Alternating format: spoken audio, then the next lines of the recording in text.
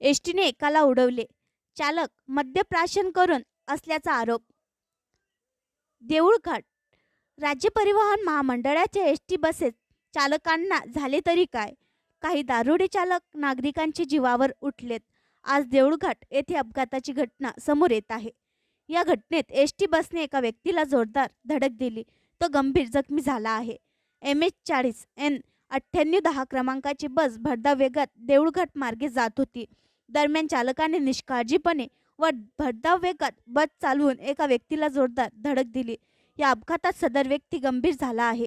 या व्यक्तीचे नाव शेख वसीम शेख सलीम वय 38 राहणार देऊळघाट असे सांगण्यात येत आहे.